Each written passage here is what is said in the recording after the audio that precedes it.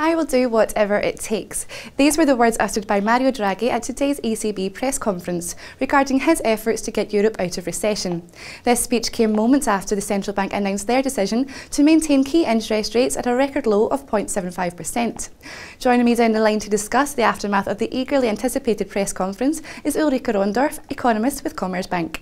So Ulrich, Draghi stated foreseen annual real GDP growth in a range between negative 0.9% and 0.3% for 2013 and between 0.2% and 2.2% for 2014.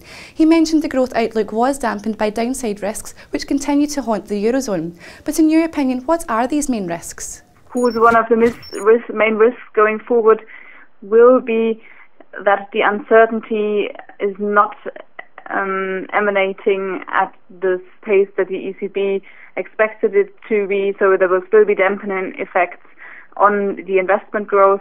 Of course, there are also risks from the external side, so we have risks in China and over in the US. The fiscal cliff is, of course, a risk for the world economy, so it's also a risk for the Eurozone. He insinuated that the yet-to-be-used bond buying scheme would be the key to stabilising Europe's economy. Do you think he is right, or will he have to implement further OMT, for example? We believe that the ECB announcement to buy government bonds with an unlimited amount is, of course, a game changer, and it has potential high impact on the Eurozone economies. This is also including the core countries such as Germany. The uncertainty stemming from the crisis has also dampened investment growth in the core countries such as Germany and France.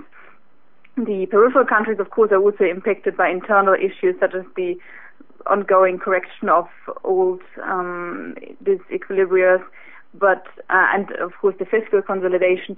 But overall, the uncertainty is the main drag on growth in the Eurozone.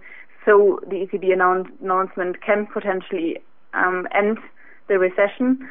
We would still see a case for extra interventions in the market going forward, so it could be necessary to actually calm down markets for good that the ECB steps in and buys Spanish government bonds. An inflation forecast of 1.1 to 2.1% next year was given, compared with the ECB's target of close to but below 2%, so it would appear to leave plenty of room to cut rates further. However, some analysts seem to think this won't be the case. Which side of the fence do you sit on, though? Yes, it's correct that the inflation forecasts of the ECB were surprisingly low, though clearly below the 2% mark, which is important for the price stability definition of the ECB. So usually this low forecast would indicate key rate cuts going forward, and it is a bit surprising that the ECB has not acted today. But this is also showing us that they might not act going forward, as the key interest rate is already very low, and there are important arguments against further rate cuts. The first one Draghi already mentioned in the press conference is that the leading indicators have seemed to stabilize in the last couple of months. We have seen the increase of the ifo business climate here in Germany, but we also saw a stabilization of the euro area-wide purchase manager indices. So we would expect that the ECB waits to see how the next readings of these leading indicators come in, and if they stabilize at or increase further as we expect, then we would see no further rate cut of the ECB. If in contrast, of course, the indicators collapse again, then the ECB is likely to act, and the low inflation forecasts give them here a good basis to do so. Another hot topic was the idea of the banking union. How do you see the idea of single supervision playing out? Of course, the banking union is a hot topic currently also for the ECB, as they are likely to be the watchdog for the European banks, but also inside the EU. In general, they want to have a banking union to be able to lend directly to banks via the EU rescue mechanisms, such as the ESM. This would be important, especially for countries such as Spain, but also other countries hope for direct support for their banks, such as Ireland or Greece. So this is a hot topic, and nevertheless, it seems currently the case that there will not be a solution without any pressure from markets.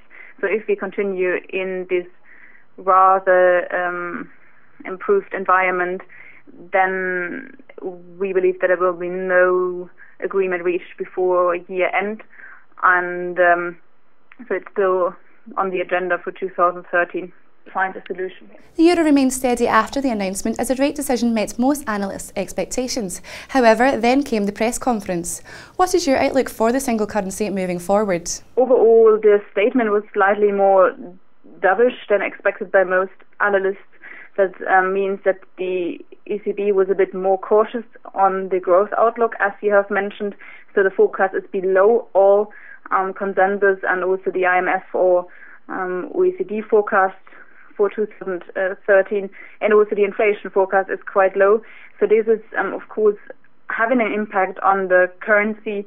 So the euro is currently depreciating against the US dollar, and we expect that to continue in the course of 2013, not only driven by the cautious ECB and by ECB central bank that is supporting the solution or the rescue of the common currency union, but also by the fact that we believe at some point the US dollar, in contrast, should profit from a more stable environment in the US.